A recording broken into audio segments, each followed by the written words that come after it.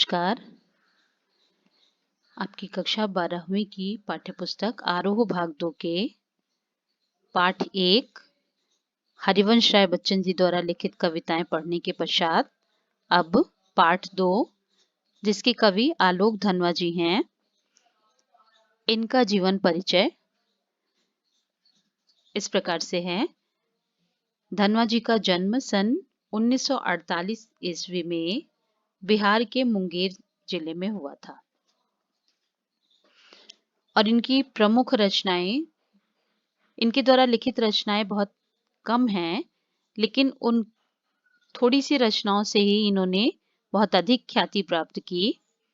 इनकी पहली कविता जनता का आदमी, जो कि सन 1972 में प्रकाशित हुई, और उसके बाद भागी हुई लड़कियां, ब्रूनो की बेटियां, इन रचनाओं से इनको प्रसिद्धि प्राप्त हुई। और इनके द्वारा लिखित एकमात्र काव्य संग्रह दुनिया रोज बनती है, इस काव्य संग्रह से आपकी पाठ्य पुस्तक में कविता ली गई है जिसका शीर्षक है पतंग। इनकी उपलब्धियों के लिए सम्मान मिला, जिनमें राहुल सम्मान, बिहार राजभाषा परिषद का साहित्य सम्मान और बनारसी प्रसाद भोजपुरी सम्मान एवं पहल सम्मान प्रदान किया गया। जहां नदियां समुद्र से मिलती हैं, वहां मेरा क्या है मैं नहीं जानता, लेकिन एक दिन जाना है उधर। यानी सूक्ष्म से विशाल की ओर जाना इनकी एक तरह से रुचि या कार्य को गहराई से करने की क्षमता को प्रकट करता है। 7वें-8वें दशक में कवि आलोक धनवा ने अपनी छोटी अवस्था में, उसी छोटी अवस्था में ही इन्होंने अपनी कविताओं से अपार लोकप्रियता अर्जित कर ली थी और सन 1972-73 में प्रकाशित इनकी आरंभिक कविताएं हिंदी के अनेक गंभीर काव्य प्रेमियों को जबानी याद रही हैं। यानी इनकी कविताएं जो थी इतनी मर्मस्पर्शी थी कि पाठकों को कंठस्थ हो गई थी। और आलोचकों का तो मानना है कि उनकी कविताओं ने हिंदी कवियों और कविताओं को बहुत अधिक प्रभावित किया। हालांकि इसका अभी तक मूल्यांकन ठीक से नहीं हो पाया है, लेकिन व्यापक ख्याति के बावजूद भी शायद उन्हीं की वजह से बनी हुई अपेक्षाओं के दबाव के चलते आलोक धनवा ने कभी अत्यधिक मात्रा में लेखन का कार्य नहीं किया। यानी बहुत अल्प रचनाएं इनकी हैं जो इन्हें ख्याति दिलाती हैं।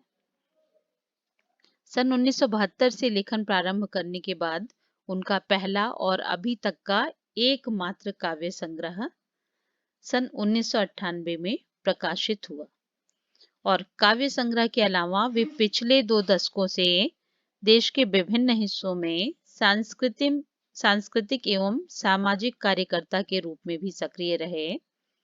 उन्होंने जमशेदपुर में अध्ययन मंडलियों का संचालन किया और रंग कर्म तथा साहित्य पर कई राष्ट्रीय संस्थाओं एवं विश्वविद्यालयों में अतिथि व्याख्याता के रूप में इन्होंने भागीदारी की। और इनके द्वारा लिखित कविता पतंग, जो कि इनके एकमात्र काव्य संग्रह से लिया गया है, उसमें बच्चों के बहाने कवि ने बाल सुलभ क्रियाओं को और उनके उमंगों का सुंदर चित्रण किया है। किस तरह से आसमान में उड़ती हुई पतंग ऊंचाइयों को जैसे जैसे बढ़ती है, उसी तरह से जो बाल मन है वो भी उस ऊंचाई को पार पाना चाहता है। और इस कविता में उन्होंने बिंबों के माध्यम से एक नई दुनिया का निर्माण किया है, जहां शरद ऋतु जो कि एक तरह से आशा का, प्रकाश का इशारा करती है, जो बच्चों की दुनिया की तरह तितलियों की रंगीन दुनिया से भरी हुई है। चारों ओर मृदंग बजते हैं, यानी खुशियों का कोलाहल होता है, और बच्चे निडर होकर छतों के खतरनाक कोने के गिरने के भय से भी दूर हो जाते हैं, क्योंकि पतंग उड़ाने के माध्यम से उनका इस क्रिया को करते करते भय पर विजय पाने की जो उनकी इच्छा है, वो पूरी तरह से बढ़ती जाती है, और वो पूरी पृथ्वी को नाप लेना चाहते हैं। यानी वे हर बार नई नई पतंगों को सबसे ऊंचा उड़ाने का हौसला लिए फिर भादों यानी अंधेरे के बाद के शरद उजाले की प्रतीक्षा कर रहे हैं। इस प्रकार से आलोक धनवाजी पतंग कविता के माध्यम से बाल सुलभ चेष्टाओं को, उनके मन में छिपी हुई उत्साह, आकांक्षा, उन सबको पूरी तरह से प्रकट करते हैं। और अब हम लोग अगले वीडियो में धनवा जी द्वारा लिखित कविता पतंग, इसका काव्य सौंदर्य और भावार्थ पढ़ेंगे। धन्यवाद।